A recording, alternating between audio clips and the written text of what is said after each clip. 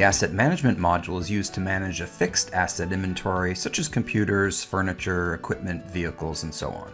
The asset management module is not used to manage a consumable inventory like office supplies, parts for maintenance, raw materials for production, and so on. For that, you should be using SpendMap's consumable inventory control module instead. The asset management module can help you simplify the asset tracking process and improve asset reporting, which can help you comply with government regulations, meet audit requirements, prepare insurance claims, and so on. The asset master file contains the details of all your assets. Most of the reports in this module pull some, if not all, of their information from the asset master file. There are 3 ways to add assets to the asset master file. When first setting up the system, you might want to import your assets from a spreadsheet or CSV file, which you can do using this menu option. Then, for any new assets going forward, you can use this checkbox in your purchase order work area, and when you receive the purchase order, the asset will be added to the asset master file for you automatically. Finally, you can also add assets directly into the asset master file, which you can get to using this menu choice or this toolbar button. Let's take a look at this computer.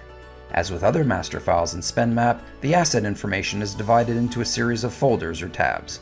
In the General tab, you'll see information about the asset that will show on many reports, like the Asset Listing Report and the Asset Depreciation and Valuation Reports. You can also sort and filter reports based on these fields. For example, you may want to see a list of your assets in a certain category or classification, or maybe you need to see the value of your assets, but only at one particular location. Coming back to the Asset Location field, once you save an asset, you won't have access to the field here anymore. To transfer assets from one location to another, use this menu option, and SpendMap will keep track of the movement of your assets on the Asset Transfer Report. And still on the topic of the asset's location, SpendMap has a full asset verification or inventory count utility. You can barcode and scan your assets to make sure everything's where it's supposed to be, and once the count is complete, you can use this report to get a list of any assets that aren't accounted for. Finally, if an asset has multiple components or pieces that might get separated from one another, you can list the components here, and then SpendMap will print a separate barcode for each component, and the system will remind you to make sure that everything's there during your inventory counts. Over here in the PO Value tab, you'll see information that's used on the asset valuation and depreciation reports. Again, most of the information will get filled in for you automatically when you buy new assets on purchase orders, otherwise you can fill in the details manually when needed. You can find the valuation and depreciation reports over here. If you like, in the Warranty tab, you can keep track of warranty information for your assets so you know who's on the hook for repairs if something goes wrong. And here's where you can get a list of warranties that are about to expire in case you want to buy an extended warranty before it's too late. In the Service Calls area, you can keep track of service or repairs that's provided by outside suppliers. If you have your own internal maintenance staff, stay tuned for the next section of this tutorial on preventive maintenance work orders. So when you call in a service company to do work on your assets, you can record the details of the service in here. Then, as things progress, you can keep track of when the supplier showed up to do the work, when the work was completed, as well as the financial details. You can then keep track of any open service calls in SpendMap, and you'll have that complete service history at your fingertips for when the time comes. While the service call area can be used to keep track of service that's provided by outside companies, if you have your own internal maintenance staff that works on your equipment, you may want to make use of SpendMap's optional preventive maintenance features.